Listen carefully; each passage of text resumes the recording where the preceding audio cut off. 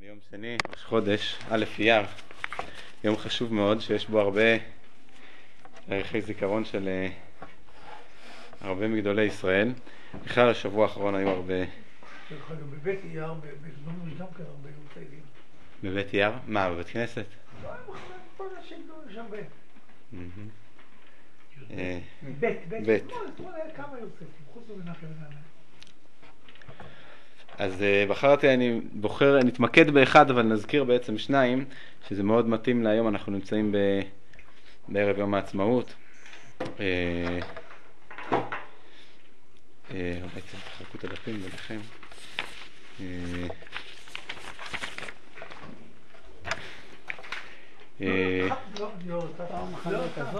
אז באמת, כשאני למדתי היסטוריה, אני חושב שעד היום מי שלומד היסטוריה בבתי ספר ככה מלמדים אותה, שהיו הרבה עליות לארץ, בעצם בדרך כלל מחלקים אותם ל5 עליות עיקריות, והעלייה הראשונה הייתה בשנת... אומרים תמיד הגר. העלייה הראשונה של החילונים... אז אני אגיד לך, בבתי הספר היום במדינת ישראל, המושג שהטביעו היום, העלייה הראשונה, מה שנקרא העלייה הראשונה זה מושג. העלה בתמר. או בדיוק, תרמב שזה העלייה של התימנים, שגם בתוכם היו התימנים, אבל בעצם הרוב העיקרי היו מאזור אירופה, חובבי ציון וכדומה. תגיד, זה חילונים או חרדים? מה היה האחוז של החרדים? מה, בתרמב? לא, בכלל, בכל העליות האלה של חילונים. זה תלוי מאיזה אזורים ובאיזה שנים ובאיזה תקופות. זה הרי התחילו מתרמב 1882, עד העלייה האחרונה, העלייה החמישית, מה שנקרא, זה בעצם נושק ל-48 לקום המדינה. אז היו, וכל מקום זה, כל פעם זה האזורים שונים וקבוצות שונות. עליית הבילויים, זה היה עלייה חילונית מובהקת, שיסדו, למשל עלייה שיסדו ממנה, אני חושב, בתל אביב. זה היה עלייה שרובה הייתה חילונית. שעלתה ליסוד המעלה, כולם היו דתיים, ראש פינה, כולם היו נכון, ראש פינה, זה היה קבוצה חסידית שהקימה אותם. זיכרון יעקב, כולם דתיים. נכון, תרמב. תרמב... של החרדים שהמדינה הוקמה על ידי כוחות לא צדיקים, לא קדושים, לכן... אז אני חושב ש... כמה אחוז שלהם היו שם? בוא, לכן זה חלק עיקרי מה שבעצם אני רוצה לומר היום. אז העלייה הראשונה ככה היום מכנים אותה בהיסטוריונים, פעם אמר בן גוריון, לא משנה מי עשה את ההיסטוריה, משנה מי כותב אותה. ולצערנו הוא צודק מאוד. אנחנו גם יום השואה וגם יום הזיכרון וגם יום העצמאות. נכון. כל הימים האלה, הכל טעון בתפיסות עולם. עכשיו שזה נכון מבחינה מסוימת, האמירה הזאת מאוד נכונה, כי בעצם כמעט אף פעם אי אפשר להיות אובייקטיבי בדברים כאלה. תמיד אתה חייב לנקוט את איזשהו צד. הבעיה שנקטו את הצד שלא מתאים לנו, ולנו חשוב לנקוט את הצדדים שקשורים אלינו, וזה מה שאני רוצה להדגיש בעצם. אז זה מה שמכונה העלייה הראשונה, תרמ"ב 1882. אבל בעצם זה לא העלייה הראשונה בכלל. העלייה הראשונה אפשר להגדיר עוד הרבה לפני כן, אבל נגיד שהעלייה הרצינית הראשונה הייתה בשנת תקל"ז, זאת אומרת, יותר מ100 שנים לפני... העלייה של 300 המערב. בדיוק. אז כן, ישי אמר לי שהוא הזכיר, נתמקד בזה קצת יותר. העלייה של בעל שם טוב, שבראשה עמד רבי מנחם מנדל מויטבסק, בעל ספר פרי הארץ, שיום פטירתו היה שבוע סליחה, יש פה טעות בדף, זה לא ב' באייר, זה ב' של ראש חודש אייר. זאת אומרת, א' באייר.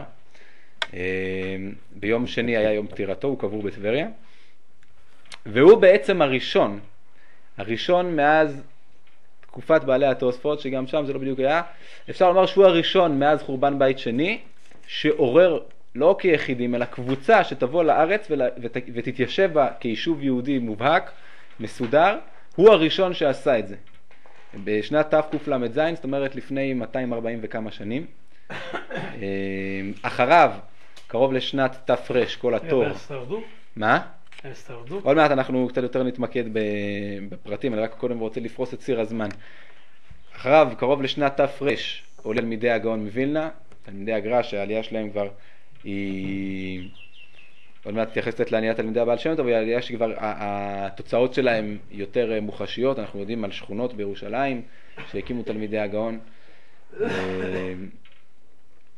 ובאותה תקופה בערך עלייתם של תלמידי החתם סופר, שבראשם העיקרי שבהם רבי עקיבא יוסף שלזינגר, שגם הוא יום פטירתו באותו יום של מנדל מוויטבסק באלף באייר, שהוא ממש, אולי נקדים ונדבר עליו, הוא היה תלמידו של הכתב סופר והמהר"ם שיק, שניהם תלמידים של החתם סופר. מתי נפטר החתם סופר? באיזה שנה בדיוק? אני לא יודע בדיוק להגיד שנה. צריך להיות באזור באזור תפרש, באזור תפרש הוא צריך להיות משהו כזה. 250 שנה. משהו כזה. פחות 250, כן, אזור תפרש יותר, זה נראה לי שנת הפטירה שלו. והוא, רבי עקיבא יוסף שלזינגר, הוא היה יהודי מאוד מעניין, מאוד ייחודי, מאוד עצמאי, מאוד תקיף בדעותיו. בחוץ לארץ הוא היה מאוד קנאי, מאוד התנגד להשכלה בצורה קיצונית. אבל הוא גם היה מאוד מאוד ציוני, זאת אומרת, עדיין לא היה מושג ציונות, אבל איש ארץ ישראל. כן, מאוד, לא רק איש ארץ ישראל, כי זה עוד היו לפניו, היה איש של מדינת ישראל, זאת אומרת, הוא כתב חוברות וספרים, איך להקים מדינה, יש לו חוברת שלמה שהוא מתאר בדיוק איך להקים יישובים וצבא ומדינה, ואיך לשלב בין עבודה ללימוד תורה בצורה ממלכתית. אפילו הוא כותב שם, הוא קורא שמות לגדודי הצבא שהוא מקים, אחד הוא קורא לו לוחמיאל ואחד הוא קורא לו שומריאל, והוא אפילו מצייר דגל, והוא לא מסתבר, הוא עולה לארץ, מתיישב בירושלים. בירושלים לא אוהבים את כל החדשנים, גם אז לא כל כך אהבו אותו, היה לו מאוד קשה, החרימו אותו שם, אבל הוא התאספו סביבו כמה יהודים חשובים, המפורסמים שבהם יואל משה סלומון, מאותו בוקר הלך בשנת תרל"ח, הוא לא מוזכר בשיר, אבל מי שקנה, הראשון שקנה את האדמות בפתח תקווה יחד עם גוטמן, זה רבי עקיבא יוסף שלזינגר, הוא קונה את האדמות של פתח תקווה, והתלמידים שלו, מה? הוא לא המפלגה הנכונה, כן? התלמידים שלו, יואל משה סלומון ושטמפר וכל החבר'ה שהקימו את פתח תקווה הם בעצם תלמידיו. לפני כן הוא מקים איתם את שכונת נחלת שבעה בירושלים. שבעה זה על שם שבעת השותפים לה, הוא הקים אגודה שקראו לה מחזירי עטרה ליושנה, ובהתחלה הסתובבו בתור שומרים, היו רוכבים על סוסים, ממש סוג של גדוד הגנה, או לפני שקם גדוד השומר הידוע. אחר כך הוא חזר לירושלים, היו לו כמה תוכניות, הוא תכנן לקנות אדמות באזור חברון, זה לא יצא לפועל.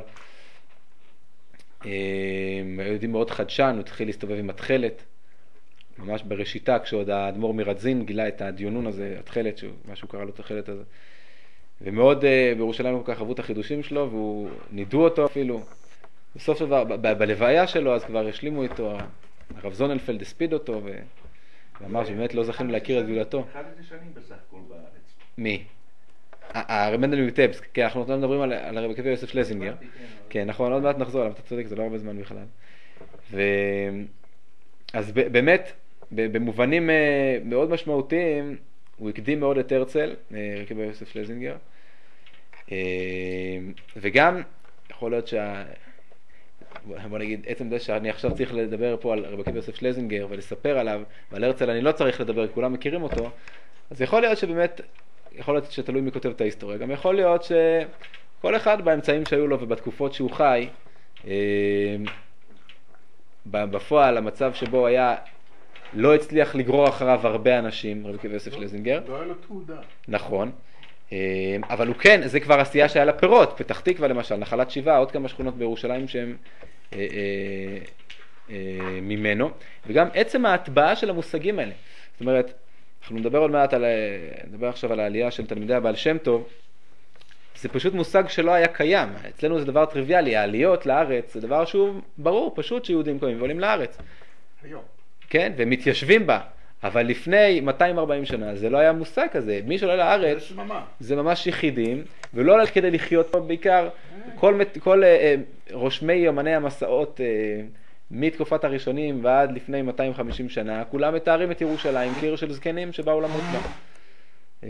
זה לא היה מקום שאנשים עולים להתיישב, ועצם הקביעה הזאת, החידוש של המושג הזה, שיש עלייה, שקהילה עולה כקהילה כדי להתיישב בארץ, כדי עוד מעט נראה להביא בעקבות זה את הגאולה, זה מושג שתובע אותו תופעת אותו עלייה של תלמידי הבעל שם טוב. אז עוד מעט נדבר קצת בפועל, מה יצא מזה, אבל זה, או לפני העיסוק בתוצאות הישירות של הדבר הזה, ברור שאולי הדבר המרכזי ביותר שהעלייה הזאת יצרה את המושג הזה, יצרה שיש דבר כזה לעלות לארץ ולהקים ביישוב. וזה אחר כך גרר את תלמידי הגר"א ותלמידי החתם סופר, ובסופו של דבר גם את חובבי ציון ואת העלייה הראשונה והחמישית, ואת איפה שאנחנו עומדים היום, ודאי שהכל התחיל מאז. בוא עמדתי מהרב פיסברג, על יום עצמאות, אז הוא אמר אם לא כותב את זה חתם סופר, שבגלל שתלמידי הגר"א עזבו את ירושלים עברו לצפת, וזה הייתה רעידת אדמה, כך כתב החתם סופר. באמת? שמה? בצפת הייתה רעידת אדמה שחצי עיר נקרבה. אז הוא כתב, הגר"א אמר להם לא לגור בירושלים, חלק היה קשה להם, עזבו את ירושלים. אי אפשר לגור היה בירושלים. לא, עד שתלמידי הגר"א הגיעו זה כבר היה מותר להם לגור שם. באמת תלמידי הבעל שם טוב, אז כבר ניכנס לסיפור הזה על פי הסדר. אח של הסבא רבא שלי עלה ב-1920, עלה לארץ, עלה החרדי, הגיע לירושלים, יהודים, זקן ופירות, ובשבת הוא העז להגיד למישהו שזה שבס, שזה עבדו שם בשבת, הרביצו לו מכות רצח, חזר הביתה להונגריה. טוב, אז קודם כל נדבר קצת על מנדל מויטבסק, על מי הוא היה. אז כמו שכתוב פה, נולד בשנת תצ"י בערך, הוא בילדותו עוד ביקר אצל הבעל שם טוב, מגיל צעיר הוא ממש ראו עליו שהוא היה עילוי גדול, ממש תלמיד חכם מופלג, ממש כבר בהיותו ילד. כשהוא היה נער הוא הגיע ללמוד אצל המגיד ממזריץ'.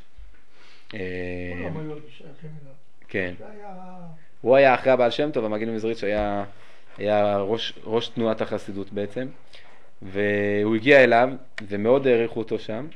יש איזה סיפור פעם שהוא הגיע, מסתובב פעם אחת הוא הסתובב בבית המדרש של המגיד, כולו מרוצה ככה הולך מצד לצד המדרש, חיוך על הפנים, והכובע שלו כזה שמות קצת על הצד, כאילו ניכר שזכה עליו דעתו מה שנקרא. המגיד ממזריץ' פתאום נכנס לבית המדרש, והוא רואה אותו, והוא מסתכל עליו ואומר לו, מנדלה, כמה דפים גמרא למדת היום, שאתה כל כך מבסוט מעצמך? הוא אומר לו, למדתי 6 דפים.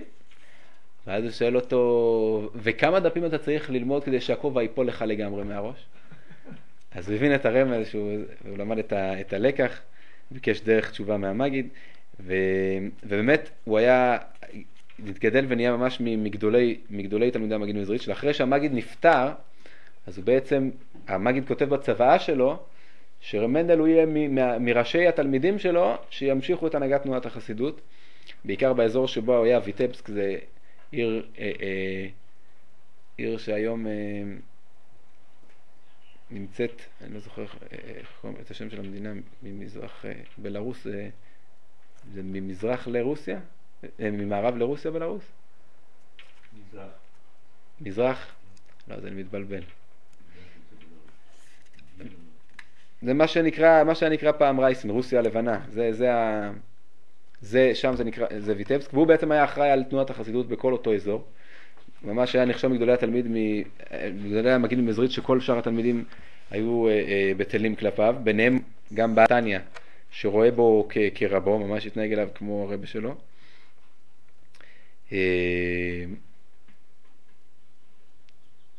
ואז הוא מנסה, ולפני כן האישיות שלו באמת הייתה משהו מיוחד. מצד אחד הוא היה נוהג ממש בהידור בפארה, והיה לובש בגדים מאוד מפוארים,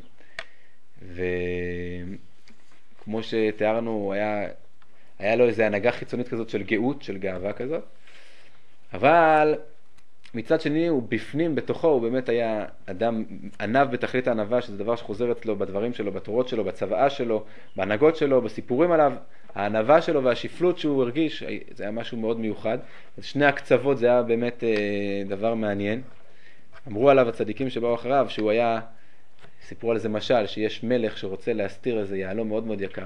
אז את כל האוצרות שלו הוא שם באיזה כספת, אבל יש לו יהלום שהוא כל כך יקר, שהוא מפחד שאפילו בכספת יגנבו אותו, אז הוא מחביא אותו בהשפעה. שם אף אחד לא יחפש. אז ככה אמרו על רב מנדל, שהוא היה כל כך מיוחד, אז את הגדלות שלו, הוא היה מסתיר בתוך לבוש של גאות, של גאווה, שכל אלה שמנסים להפריע לא ימצאו את זה שם. הוא היה אבל באמת מאוד שפל, כל המכתבים שלו הוא חותם תמיד השפל באמת, כך הוא היה כותב על עצמו. ואז בעצם באיזושהי תקופה מתארגנת סביבו קבוצה שהוא בראשה, הוא ויחד איתו רבי אברהם מקליסק, שגם הוא היה תלמיד של המגיד ממזריץ', קבוצה שמתארגנת לעלות לארץ ישראל. עכשיו, למה הם רוצים לעלות? זה שאלה באמת מעניינת. לא כל כך מצוי בפירוש שהם כותבים מה הם בדיוק חיפשו שם. ויש כל מיני דעות למה בדיוק.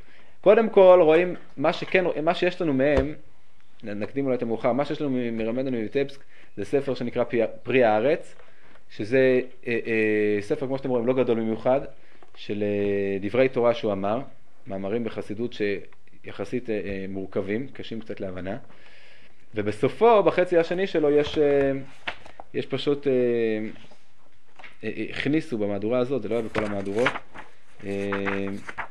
הכניסו מכתבים שלו, מכתבים שהוא שלח, הוא ורבי אברהם מקליסק שלחו מארץ ישראל לחסידים שבחוץ לארץ. אז מהמכתבים האלה אפשר קצת יותר ללמוד על מה שספרים מה שעבר עליהם ומתארים ועל האיסורים שהיו להם, ושם רואים באמת שהם כמה הם מעריכים את ארץ ישראל. ואני אקרא לכם קצת כמה משפטים כשהם באים לארץ.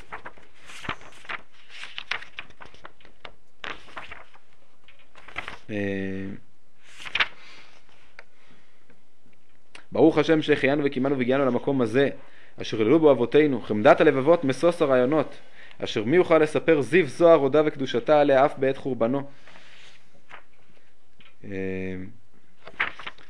יש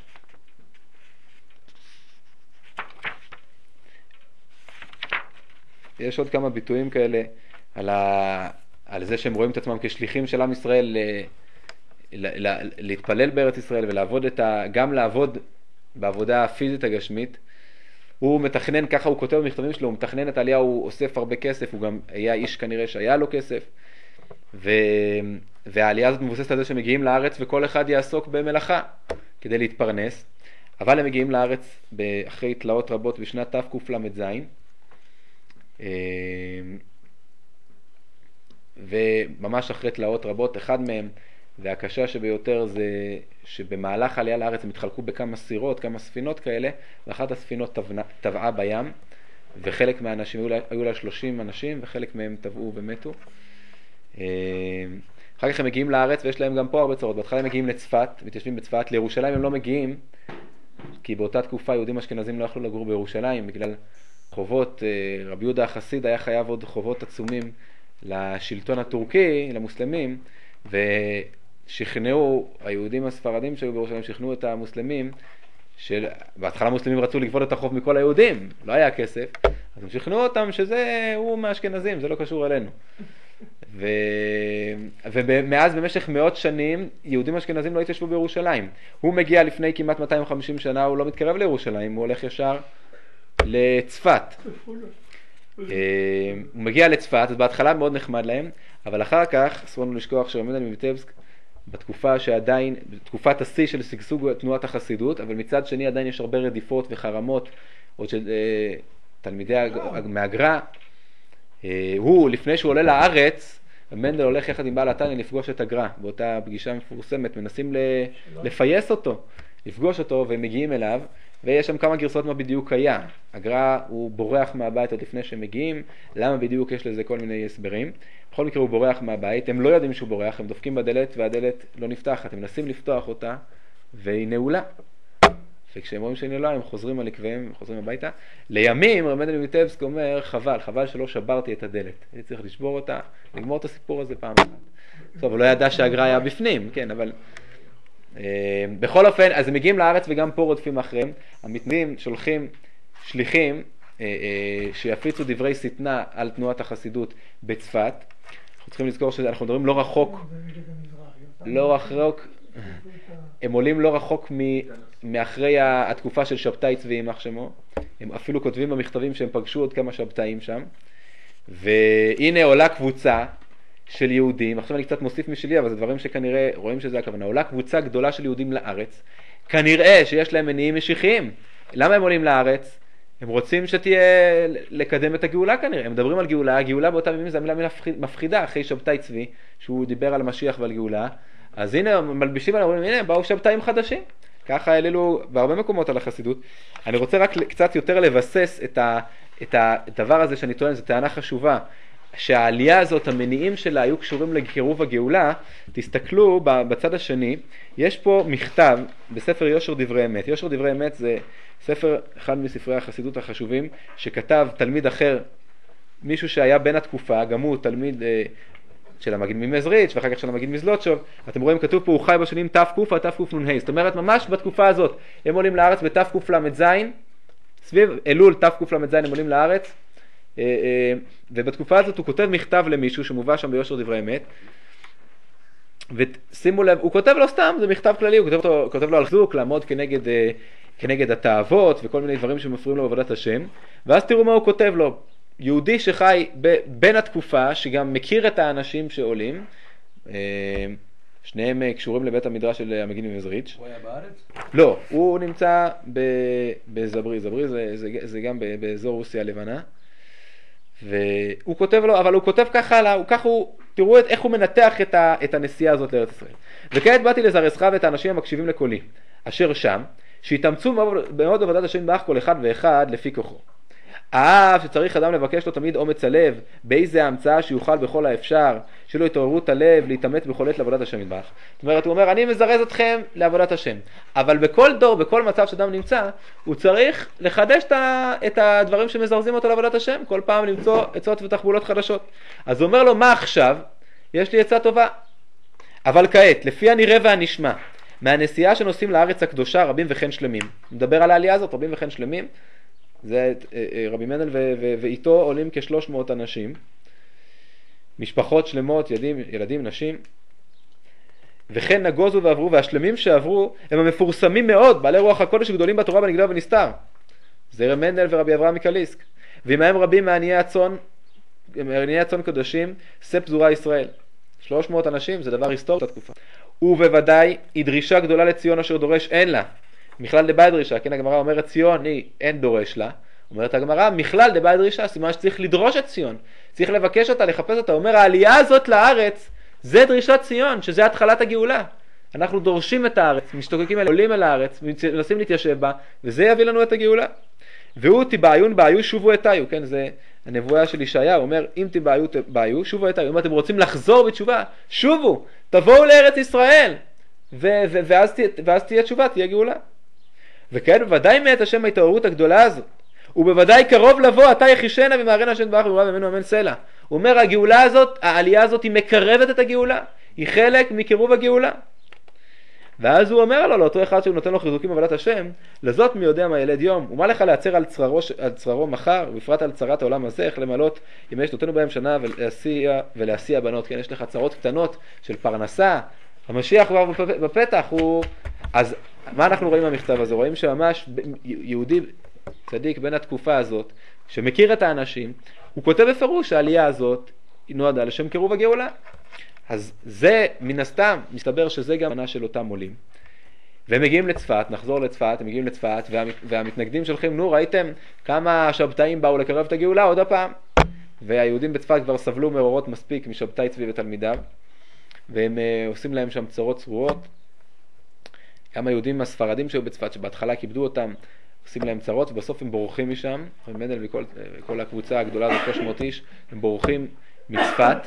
בדרך הם עוצרים בפקיעין, מנסים להתיישב בפקיעין, באותם ימים, אני לא יודע, חוץ אולי היו שם יהודים בודדים, אבל לא היה שם יישוב יהודי בפקיעין, יישוב יהודי מבוסס, ומגיעים לשם קבוצה של 300 יהודים, וזה היה יכול להיות משהו היסטורי מאוד, הרי באותה תקופה היה לנו רק את, בעצם מה שהיה 4 ערי הקודש, צפת, טבריה, חברון וירושלים, יהודים מפוזרים קצת בשכם, קצת בג'נין, קצת ביפו, בעכו, אפילו לא בבני ברק. אפילו לא בבני ברק. בג'נין, אין גנים, כן, כן. יש דף מאוד מעניין שהניח פה נתן, אמנם משנת 31, אבל יש שם דברים מעניינים, יהודים בבית לחם, בג'נין, בשכם, שגם הם היו ערים יהודיות, התיישבות יהודית בשכם הייתה שנים רבות, ממש עד מלחמת העולם השנייה. בכל אופן הם מגיעים כקבוצה גדולה לפקיעין, ושם מסופר שבלילה בחלום מגיע לרב מנדל מויטבסק, מגיע אליו השטן בכבודו ובעצמו, ואומר לו, איך אתה מעז לכבוש אני עכשיו השליטה שלי בחלקים האלה של ארץ ישראל, אתה מנסה להוסיף אור, להוסיף יישוב יהודי בארץ ישראל, אם אתה תעשה את זה אני אלחם בך בכל הכוחות שלי וכל הכלים שיש לי. אז רב מנדל שומע את זה ומחליט לא להסתבך עם השטן, הוא מהר באותו הלילה, הוא לוקח את כל הקבוצה והם בורחים מפקיעין, והם מגיעים משם לטבריה. היישוב היהודי בטבריה עדיין יחסית צעיר, היישוב היהודי המבוסס. מי שמייסד את היישוב היהודי בצורה מבוססת בטבריה זה רבי חיים אבולעפיה, שהוא נפטר בשנת תק"ה. אנחנו מדברים על שנת תקל"ח. אז היישוב שם הוא עדיין לא יותר מ-50 שנה בטבריה. כולם שם יהודים ספרדים, ורב מנדל מגיע לשם עם הקבוצה שלו, והם מאוד מאוד שמחים, מקבלים אותם, הם מבינים, רואים שיש פה איש מיוחד, צדיק, תלמיד חכם, בסדר גודל גדול מאוד, ומאוד מכבדים אותו, היהודים של טבריה, ונוצר ביניהם קשר מאוד מיוחד. גם רב מנדל בעצמו, אם נספיק נראה את זה, רב מנדל אפשר לומר שיש אצלו 3 עקרונות מאוד חשובים.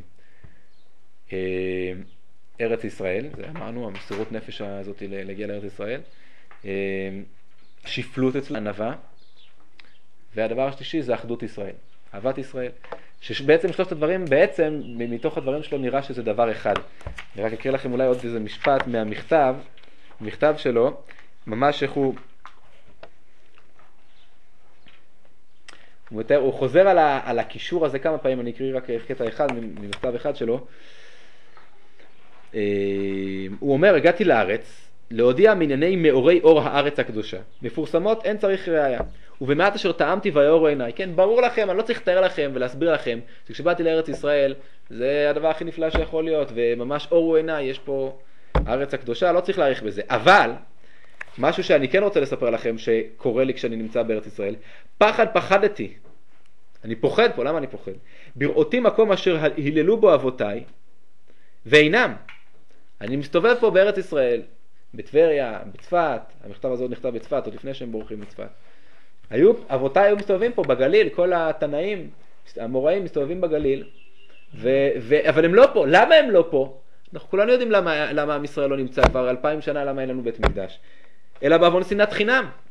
הוא אומר, כל מקום שאני מסתובב בארץ ישראל, זה רק מזכיר לי כמו חרב שדוקרת בבשר. למה הארץ הזאת כל כך רבה ושממה? בגלל שנאת חינם. ועדיין לא הותהרנו מעוון ליבות נפרדים עם אנשי קריית חוצות.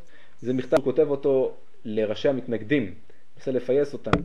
כמה שהם רדפו אחריו וצררו אותו, כל הזמן הוא מנסה לפייס אותם. וכן, כן, והוא אחר כך על ההתבוננות הזאת שלו, הוא חוזר כמה פעמים על זה שזה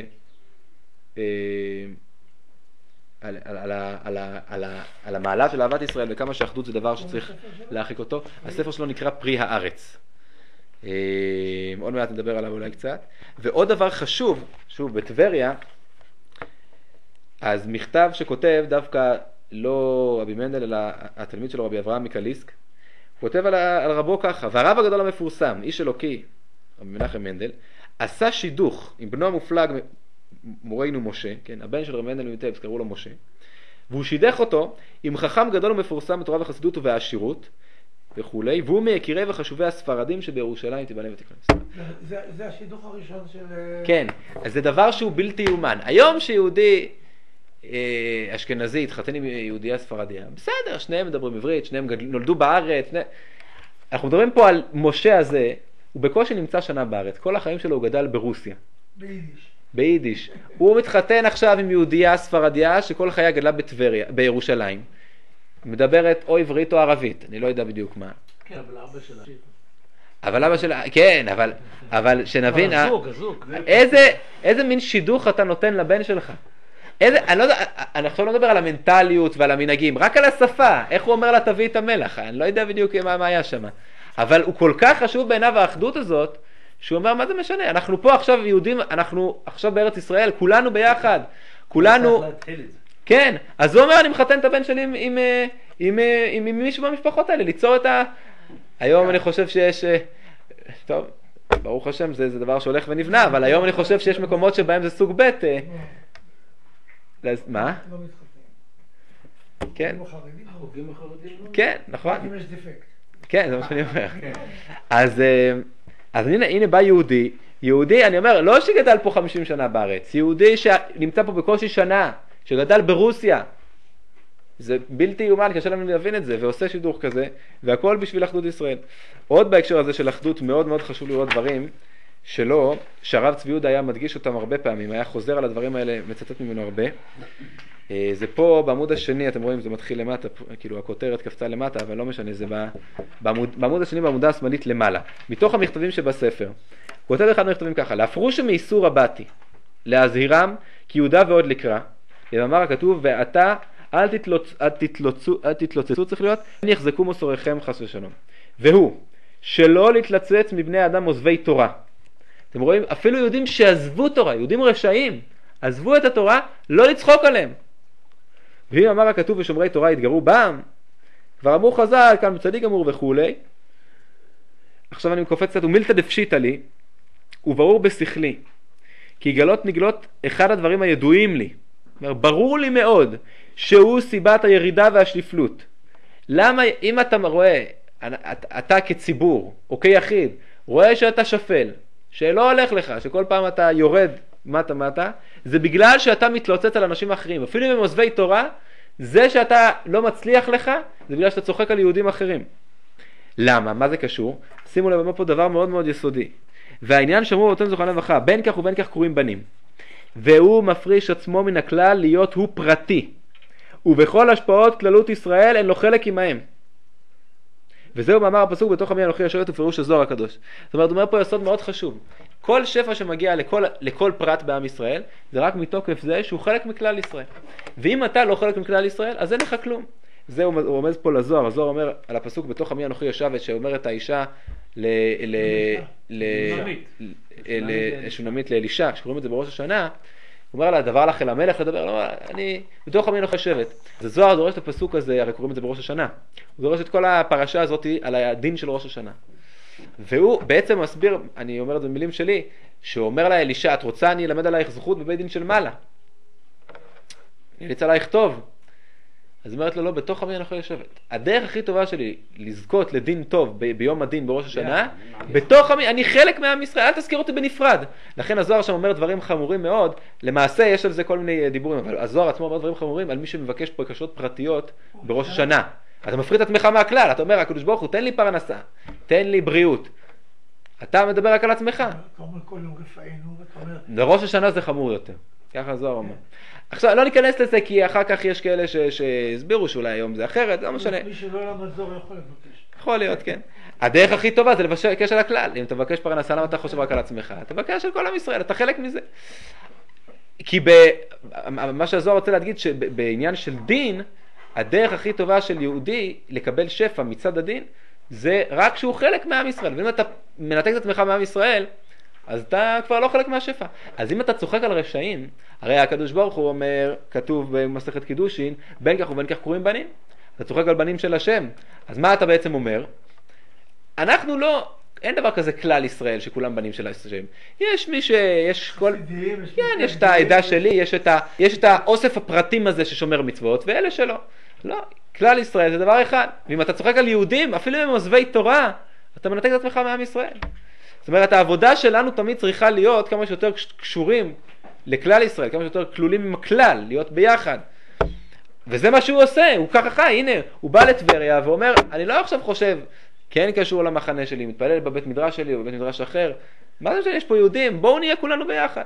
אז הוא עושה את השידוך הזה, זה אחד הדוגמאות הכי, חוץ מאוד הרבה דברים אחרים שרואים שהיה קשרי ידידות חזקים מאוד בינו לבין היהודים הספרדים בטבריה, בארץ ישראל. אני חשבתי פעם את אח שלי, למה באמת הם לא...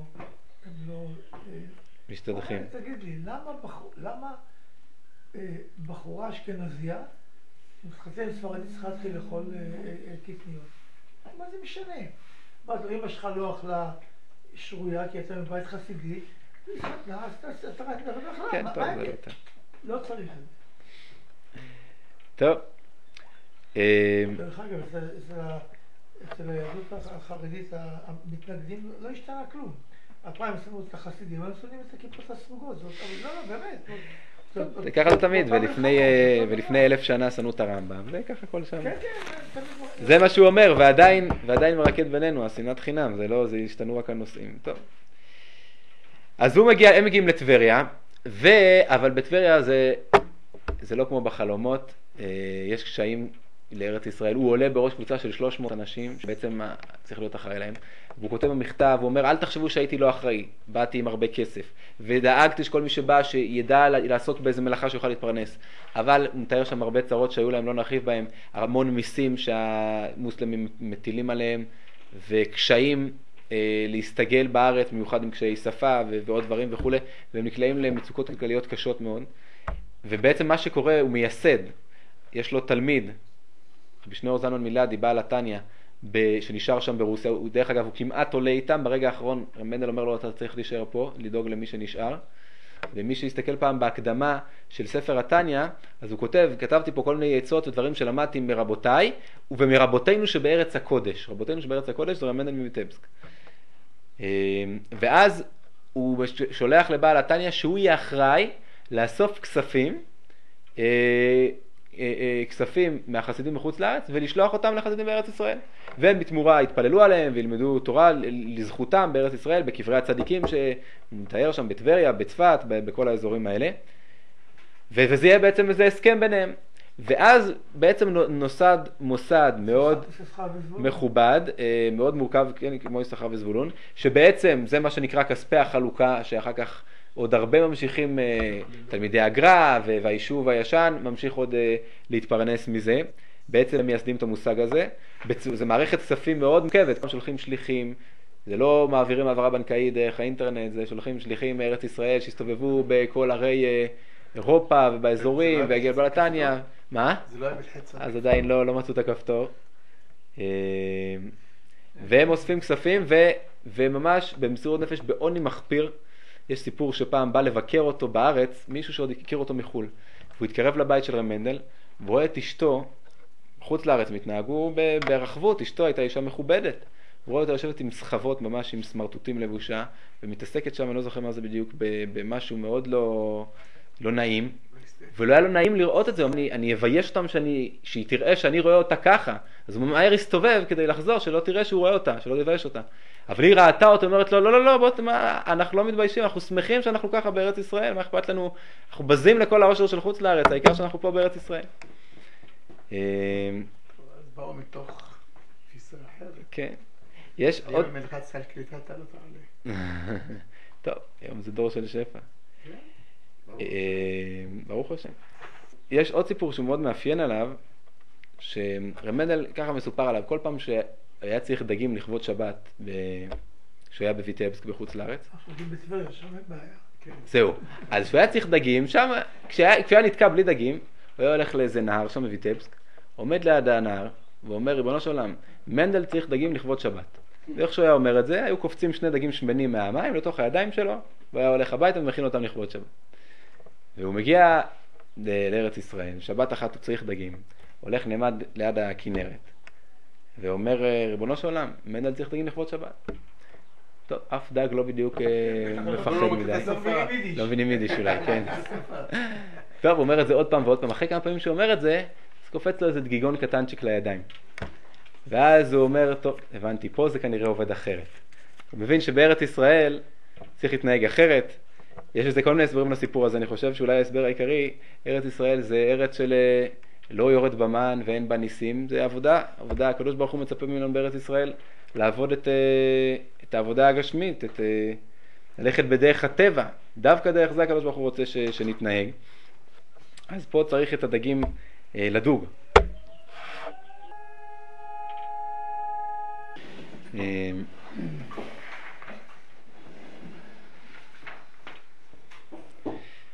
יש פה באמת משהו קצת קשור אולי באמת קשור ליום הזיכרון דווקא, משהו שמובא ממנו, התורות שלו לוקטו בעיקר לאחרי מותו בספר שנקרא פרי הארץ.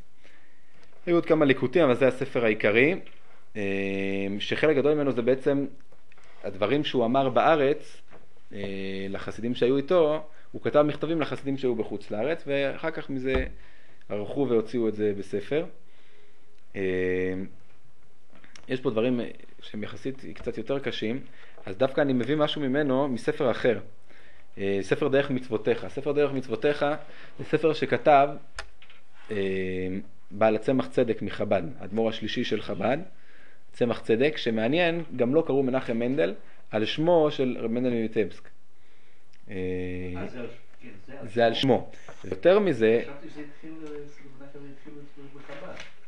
לא. בחב"ד זה לא התחיל. היה לפניו, לפני רב מנדל מוויטבסק, היו מנחם מנדל, היה תלמיד של הבעל שם טוב שקראו לו רב מנדל מפרמישלן, שהוא דרך אגב קבור לידו בטבריה, הוא עלה עוד לפניו. כן. אבל הוא, בחב"ד, מנחם מנדל הגיע מרב מנדל מוויטבסק. הרבי מלובביץ' האחרון, קראו לו גם מנחם מנדל. כן, מנחם מנדל, הוא נקרא על שם צמח צדק, שנקרא על שם רב מנדל מוויטבסק. אז הצמח צדק, הוא מביא, באחד המאמרים שלו, הוא מביא ממנו וורד חשוב מאוד, שאני חושב שהוא קצת שייך ליום הזה. הוא אומר, תראו פה בדרך מצוותיך, ובזה יתבהר, מה דקשיא טובה, מדוע ייחס הכתוב ניסיון העקדה לאברהם? הלא יותר היה ניסיון ליצחק. וכדאי את הקושייה הזו בזוהר, שראי יצחק היה אז בן ל"ז שנה, ואילו לא רצה וכולי. הרבה מאוד מקשים את השאלה הזאת. הרי אנחנו מנחסים את הניסיון של העקדה לאברהם. אברהם הרי שמע את זה מהקדוש ברוך הוא בעצמו. שמע את הקדוש ברוך הוא אומר לו שישחוט את הבן. יצחק לא שומע את זה. מי שומע את זה? מאבא שלו. מה קרה? לא, גם מאוד הוא גם לא שמע את זה. אבל ללכת לעבוש. אתה אומר, הוא אפילו לא אמר לו, יכול להיות שהוא לא אמר לו את זה. יכול להיות, אתה יודע מה, אולי אפילו יותר מזה. יותר מזה, נגיד כמוך. למי את זה נאמר? לאברהם, כהנה את בנך שאהבת את יצחק. לא, יש מקום לומר, אולי הוא הסביר ליצחק. אז מה הוא כותב? וישכם ויקרא... לא, יצחק טמבל לא שואל? הוא שואל אותו... הולכים לעבוד שם על הר המוריה. אז למה ביום השלישי הוא כן שואל? לא, הוא שואל אותו, אבל... לא, אבל השאלה אם יצחק שמע את המשפט הזה שאברהם אומר לו, השם אמר לי להכל אותך. יכול להיות שהוא לא אמר לו את זה. כשהוא שואל את אברהם, היה עשה לעולם. אז מה אברהם עונה לו? אלוהים יראה לו לא עשה לעולם בני. זה תשובה מספקת? כן. אנחנו הולכים בציווי של בוא נגיד ככה, גם אם נגיד שיצחק... לא שעה 3 ימים? כן, הוא אמר לו, למקום אשר אראך. כי הוא הבין והוא כבש את הצער שלו. וכוש כאן בבוקר. ויחבוש את חמורו. נו. אבל גט הכל. לא, אתה לא. ויקח את שני לביתו ואת יצחק. בנו. מי הוא לקח? את בנו. כן. עכשיו, ויהי ביום השלישי ויצא אברהם את עיניו, והיה את המקום אחד ואומר לנעריו, שבו לכם פה יום החומר ואני הנער. אני כבר לא בנו. עכשיו אני כבר נער. אז הוא אומר לו, אבא, מה קורה? אז הוא אומר לו, תראה, עשה עולה בני. חזרתי להיות בנך, ואחרי שניהם ירדה. אבל הוא ידע בדיוק. בכל אופן, בכל מקרה, גם אם נגיד שאברהם אמר לו, גם אם הוא לא אמר לו, יצחק רואה את אבא שלו. אבא שלו כבר לא בן אדם צעיר, הוא כבר צריך להיות קרוב ל-140. לוקח אותו והולך לשחוט אותו. עכשיו, יצחק לא שמע גם אם נגיד שאברהם אמר ליצחק שהשם אמר לו לשחוט אותו. יצחק לא שמע את זה מהשם. וואלה, אבא השתגע, יהודי בן 140, מתחיל לדמיין שהשם אמר לו לשחוט את הילד שלו. מה פתאום שהשם יגיד לו דבר כזה? למה הוא לא מתנגד גם? זה היה צריך להתנגד, אבא נדפק לו השכל וחילה, מה הוא הולך לשחוט אותי? הרי הוא יודע שהשם אמר לו שאני הבן, שהוא הולך, אז הניסיון של יצחק, הניסיון לא נשוי. כן. כל הסיבות. אז הניסיון הוא של יצחק. אז ככה הרבה שואלים את זה. ואז הוא מביא תירוץ של רבי מנדל מוויטבסק. ותרץ הרב הקדוש רבי מנדל מאורדוק. אורדוק זה פלך בוויטבסק ששם גר רבי מנדל. אבל זה אותו אחד, כן. בעיקר הניסיון בעקדה אינו עניין המסירות נפש. זה שיצחק מוכן למסור את הנפש בשביל ציווי השם, בסדר. ולגבי אותנו הקדושים שאין אלא מרכבה מינתא זוטרתא היא. אבל דבר גדול הוא בישראל, למסור את הנפש לעבוד זה דבר פשוט. אנחנו היום ביום הזיכרון, לצערנו, מספרים גדולים של יהודים שמוסרים את נפשם, יהודים מוסרים את נפשם, כשיהודי מגיע לשעת ניסיון, השם מצילנו, אז הוא מוסר את נפשו. זה קשה, יהודים עושים את זה, אז זה לא כזה חידוש גדול שיצחק מוכן למסור את הנפש. אם יהודים פשוטים עושים את זה, בטח שיצחק אבינו, עולה תמימה, הוא מוסר את נפשו. אז זה לא חידוש שיצחק מוכן למסור את נפשו ולא מתנגד. אלא עיקר הניסיון היה שלא ירהר אברהם אחר מידותיו יתברך. אתמול אמרת כי ויצחק יראה לך זר, ועכשיו אומר כך נא וכולי, והרי זה יכול לחשוב שזהו שינוי רצון, בכתיב לא שניתי, ואברהם יתחזק ולא יראה כלל. זאת אומרת, הניסיון הגדול, לא למסור את הנפש זה ניסיון, אבל כלפי אברהם ויצחק, זה לא כל כך ניסיון, הניסיון הוא באמונה. הקדוש ברוך הוא, יום אחד אתה אומר לי, ביצחק יראה לך זר. זה לא סתם נראה לי, זה אתה אמרת לי.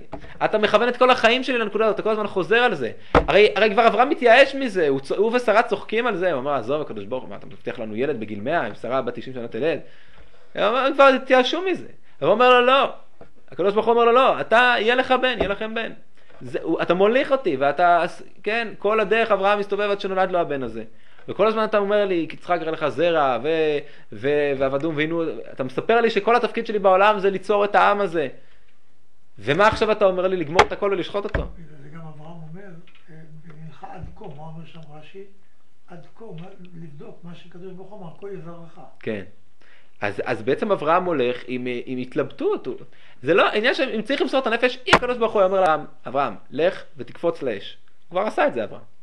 ואצל נמרוד. כן, אבל זה נדרש. פה זה לא נדרש, פה זה כתוב. לא, כן, אני אומר, אם זה רק היה נגמר בזה, אם זה היה ניסיון, אז בסדר. זה קצת קשה, כן, אבל בשביל אברהם אבינו למסור את נפשו לשעת השם, אבל פה זה לא ניסיון במעשה למסור את הנפש, ניסיון באמונה. איזה תהליך אתה מראה לי פה, הקדוש ברוך הוא? אתה אומר לי, מייעד אותי לתהליך מסוים, מראה לי תהליך מסוים, פתאום אתה מבטל את הכל, אז למה להאמין? זה הניסיון הגדול, ככה הוא אומר מנדל מויטבסק, זה הניסיון הגדול, שהוא בכל זאת, הוא אומר, אם זה מה שהשם אומר, אז אני לא שואל שאלות. אם זה, לא יודע, הוא אמר לי אתמול ככה, הוא אומר לי אחרת, אני לא יודע. זה מה שצריך להיות. יש בזה גם משהו שכן קשור ליום הזה שלנו, חוץ מהמסירות נפש שאנחנו מפגשים איתה ביום הזיכרון. הרי שני הימים האלה, יום העצמאות ויום הזיכרון, הם שני ימים שמסמנים שני תהליכים שונים, שני הפכים. ביום העצמאות אנחנו מודים להשם על החסדים ועל הטובות שהוא עושה איתנו בגאולה הזאת, בתהליך הזה של השנים האחרונות, בהתקדמות של הגאולה, אבל זה לא כל כך פשוט. אנחנו רואים התקדמות, אנחנו רואים גם נסיגות, רואים נפילות, רואים מלחמות, רואים קשיים, רואים ניסיונות. יש, כן, כמו שהגמרא אומרת, כך שהגואל הוא נראה ונכסה ושוב נגלה. אנחנו לא נמצאים באיזה חוסר ודאות. אנחנו רואים שהקדוש ברוך הוא מנהיג אותנו בדרך של גאולה, פתאום אנחנו רואים שהוא מנהיג אותנו בדברים אחרים, לא מבינים מה קורה פה. אז זה עיקר הניסיון שאנחנו צריכים להבין, שכל התהליך הזה הוא תהליך אלוקי, והכל חלק ממה שמביא אותנו בסופו של דבר אל הגאולה השלמה. אני אולי רק אסיים באיזה סיפור קצר עליו, על רבי מנדל מויטבסק, ואולי שני דברים קצרים, ועוד פסקה קצרה של הרב חרל"פ ששייכת לעניין הזה, אני חושב. זה ככה גם קשור ליום העצמאות, כל העניין הזה. שאלנו מה היה, בסופו של דבר רבי מנדל מויטבסק נפטר אחרי בערך 10 שנים שהוא בארץ, אחרי צרות רבות וקשיים עצומים שהיו לו פה בארץ, ומעל הכל לדאוג ולפרנס ולחלקל את ה-300 יהודים האלה. משפחות היהודים. 300 יהודים, אבל הם בתוכם, יש משפחות, ילדים, זה לא אנשים מבוגרים, זה ילדים ונשים וכולם. אחרי שהוא נפטר, אז התלמיד שלו רבי אברהם מקליסק, הוא בעצם נהיה ראש הקהילה, והוא אחראי על כל הכספים שמגיעים, והחלוקה הזאת, וכנראה, דברים שאנחנו אומרים מתוך השערה, אבל ניתן להניח שהוא ציפה שהדבר הזה יתפתח בצורה הרבה יותר גדולה ומהירה, וזה לא כל כך קרה. המשיכו לעלות עוד חסידים ולהצטרף על הקהילה הזאת, אבל הם כנראה לא היו רבים מאוד. אחר כך היו קשיים אחרים, זה בכלל סוגיה בפני עצמה, היו שם כל מיני בעיות עם החלוקה של הכספים, היו שם כל מיני אנשים שסכסכו, וממש ככה, ומחלוקות קשות שחלקם נמשכות עד היום מתחת לשטיח. אבל, אני אומר, חוץ מזה שבאה הקבוצה והתיישבה בארץ אותם יהודים שבאו, שוודאי זה תרם, כמו שראינו פה, לקירוב מסוים של הגאולה, יש פה קודם כל, כמו שאמרנו בהתחלה, א', תביעת המושג הזה. יש מושג כזה שיהודים עולים לארץ ומתיישבים בה כדי לקרב את הגאולה. וזה מתחיל למד מוויטבסק, ואחר כך מגיעים תלמידי הגר"א, תלמידי החזון סופר, והעלייה הראשונה וחובי ציון ותש"ח, ועד ימינו אנו. זאת אומרת, הוא מתחיל את כל המושג הזה, את כל התהליך הזה. לפניו לא היה הווה אמינא לקום ולהתיישב בארץ ישראל כיישוב. עוד דבר שהוא קצת אולי בצורה יותר פנימית של המהלך הזה, רבי ישראל מרוז'ין, שדיברנו עליו פעם, שגם הוא היה מאוד חובב של ארץ ישראל, ודיבר הרבה על הגאולה, וגאולה בדרך הטבע, והצאצאים הרבים שלו, בית רוז'ין, היו שותפים לתהליך הזה שלנו היום ממש בצורות פעילות מאוד. חלקם היו שייכים אפילו למזרחי. והוא מאוד העריך את רב מנדל מוויטבסק, עד כדי כך שיש איזושהי מסורת כזאת שהוא בעצם גלגול שלו, ניצוץ שלו, איזה משהו כזה שייך לנשמה שלו. באמת זה מתאים כי שניהם מאוד היו שייכים לעניין של ארץ ישראל ושל הגאולה. ואחד הדברים שהוא אמר עליו, שרב מנדל מוויטבסק, הוא היה כמו אברהם אבינו שהולך לארץ ישראל, לאורכה ולרוחבה, כדי שנוכל להיכבש לפני בניו שבאים אחר כך, שיוצאים ממצרים. אז כך אומר רב מנדל מוויטבסק, הוא הולך להכשיר את הקרקע לכל עם ישראל שבוע אחריו. וזה דבר מעניין. אני אומר, אנחנו יכולים להבין את זה גם מבחינה הגיונית. הוא יוצר את המציאות של יהודים שעולים לארץ כקהילות. אבל גם מבחינה פנימית, רב מנדל מוויטבסק הוא קובע פה את הדגל, הוא מתחיל את התהליך מבחינה רוחנית, יוצר פה משהו עמוק שאולי אנחנו לא רואים את כולו. סיפור אחרון שקשור אליו, שסיפר רבי ישראל מרוז'ין רב מנדל מוויטבסק, לפני שרב מנדל מוויטבסק עולה לארץ, ממש כמה ימים לפני, הוא היה כנראה יהודי חשוב מאוד גם בעיני הגויים והשרים הגויים בוויטבסק, והוא עושה סעודה, הוא מזמין את כל השרים של ויטבסק, הגויים, עם הנשים שלהם, ועושה להם משתה של גויים, והוא עומד ומשרת לפניהם, מגיש להם את האוכל. הכל מכספו. זה דבר מעניין. מה בדיוק הוא כיוון בזה? אז רבי ישראל מרוז'ין אמר שזה כמו סיר לעזאזל. מה זאת אומרת? אז אני מנסה לומר הסבר מסוים של הסיפור הזה. אנחנו יודעים, לא מזמן היינו בפסח, וראינו שהרי בני ישראל יוצאים ממצרים, והמצרים עוד רודפים, הם הרי יוצאים עם מרגלים, ביום השלישי הם חייבים לחזור. והם לא חוזרים, המרגלים חוזרים, הוא רודף אחריהם, ואנחנו רואים איך עם ישראל ממש ניתנה ראש ונשוב במצרים, יש איזה פחד. זה שיעור בפני עצמו מה שקורה שם, אבל בעצם מה שאומר האבן עזרא שם, ועוד הרבה מסבירים ככה, משפט מפורסם שיותר משקשה להוציא את היהודים מהגלות, קשה להוציא את הגלות מהיהודי. בני ישראל הם עם של עבדים, למרות שהם כבר לא עבדים, אבל הם בתודעה הנפשית שלהם, הם עדיין מרגישים שהם תלויים באומות העולם, הם עם של עבדים.